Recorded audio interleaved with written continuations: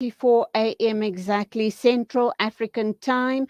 From India, we cross over to Gaza, and we are going to be speaking with a Palestinian journalist and activist based in Gaza. She is Sejood Shneewra. And we're going to be talking about the latest atrocities by the occupiers on innocent uh, children in Gaza.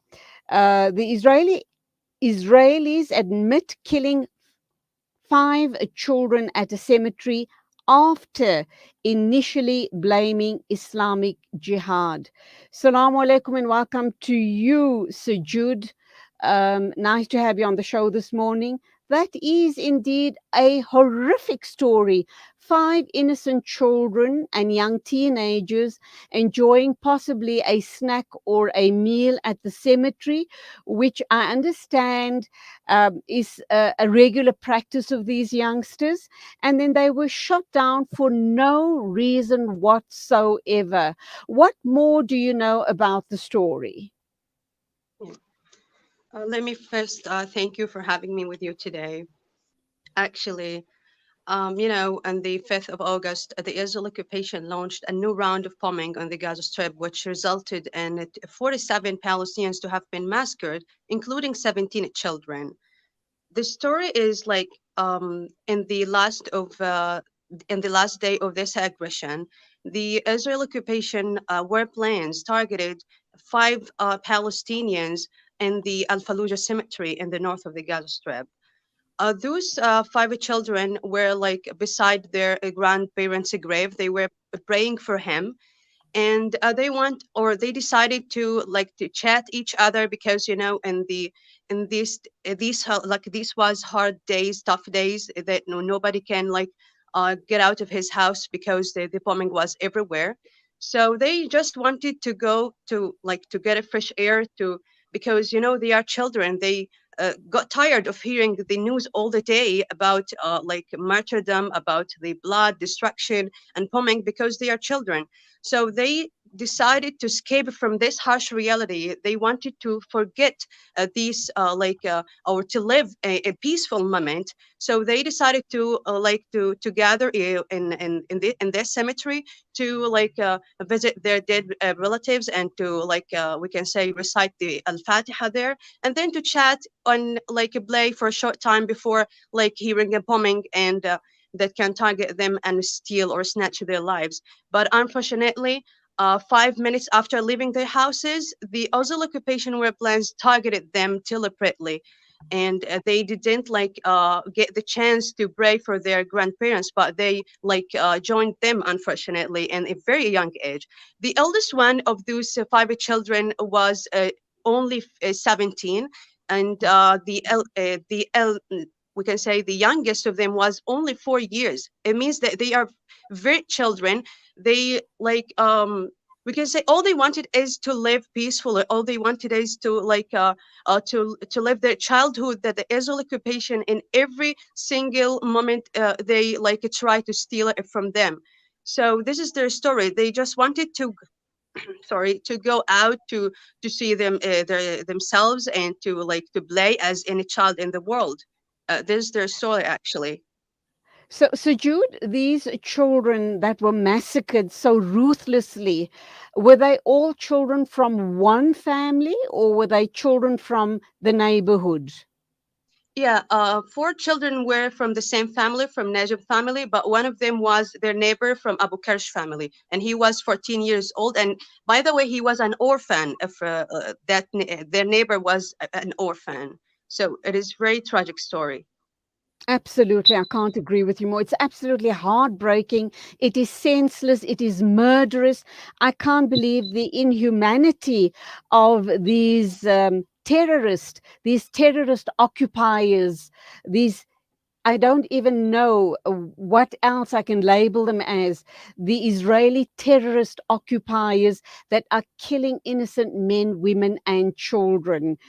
Why don't they try and match up to, someone that can truly meet them at the same level? But be that as it may, what is the Palestinian response to this Israeli officials owning up to their crime, because initially they denied it and they blamed Islamic Jihad. Why the turnaround, and why have they now claimed responsibility? Actually, this is not the first time the Israel occupation created lies and blamed the resistance movement of such attacks. Actually, we know the truth, and if they admit it or not, we know the truth, because this is not the first massacre in their history, in their black history. And those five children were not the first victims uh, like uh, like in Palestine. And we know the harsh and the outrageous nature of this occupation. They wanted, because they are so children and so young, so they wanted to escape from this issue and to whitewash this crime, their crime, sorry. And for that reason they denied the responsibility of this crime. But because they are their nature love blood, love we can say to commit massacres, and they find the hilarious at killing people and innocent people, so they cannot say that they are not the we can say the killers of those children. And as I said, they are not the first victims of this aggression and the previous aggressions. And after this aggression, a few, many people were we can say executed by the Israel occupation bullets. So we know this is truth. Actually, we don't wait them to confess or to say we are the killers or not, because they're the reality or the truth and the reality here in Palestine is very transparent. Nobody can deny it. So, Jude, let's look at this issue. What now? How will justice be served for the innocent lives lost? Or will justice ever be served? I mean, a few weeks after the killing of Shireen, the journalist, we still haven't heard if the perpetrators, if there was a proper investigation in place, and if her family has indeed received justice. And there are many, many, many more such cases that play out on a daily basis in Palestine. And this, sadly, on the back of a truce being called between these terrorist killers, the Israeli terrorist killers in the Gaza. That was just a week or so ago. What now? How do people get justice for these heinous crimes being perpetrated upon them? They get killed. They were massacred, so their lives were snatched by this brutal occupation. They want to be back again. But if the powerful country and the international community really want to bring our people who got massacred through our prolonged history, they really want to bring our bring us justice. So they have to impose sanctions on the Israel occupation in all fields, just like what they did in the Russian occupation.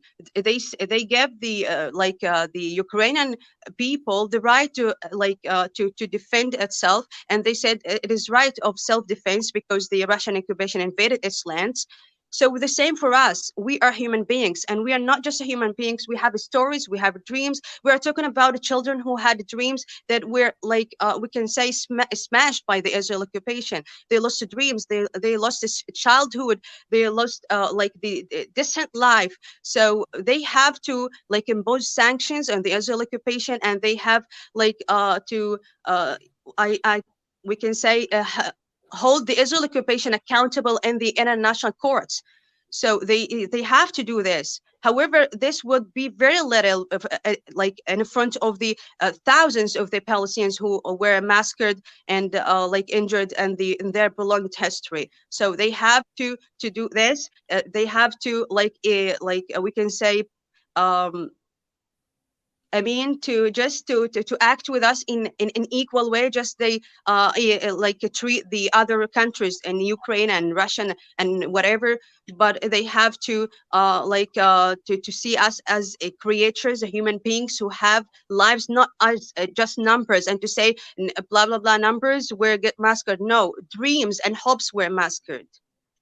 Absolutely. And sadly, our thoughts, our du'as are with you. We will as I've spoken, we speak with Palestinian activists on a regular basis here on Salam Media, and I reassure one and all that we'll always keep your stories alive right here on Salam Media, and that's what we're all about: humanitarian journalism. Allah be with one and all, and inshallah. We just pray that this madness does come to an end and the occupiers then leave the Palestinian people to live in peace and to be self governed, inshallah. Go well. Thank you for your time and salamu alaikum to you. Thank you. That was Sejood Shneewra. She is a Palestinian journalist and activist based in Gaza, talking about the killing of 5 kids in a cemetery in Gaza shortly after the ceasefire between the occupiers and Islamic Jihad. Very, very sad story indeed. We're moving on now. In a few minutes' time, we'll be talking with Alim Dard Foundation, Abed Karim. But before we cross over to him, we have another comment which was sent earlier on whilst I was doing the first interview. And this is by the listener who called in with the initial comments. This is what he has to say. It means that according to the Hindu majority, if it was their will, they would enforce Muslims to worship their idols or whatever they worship. Um, the message goes on to read, is it true that Muslims are not allowed to slaughter cows? We did, in fact, cover that part of the comment. So a very big thank you to you, Sakumzim Tombeni, for becoming a part of the conversation this morning right here on Salam Media.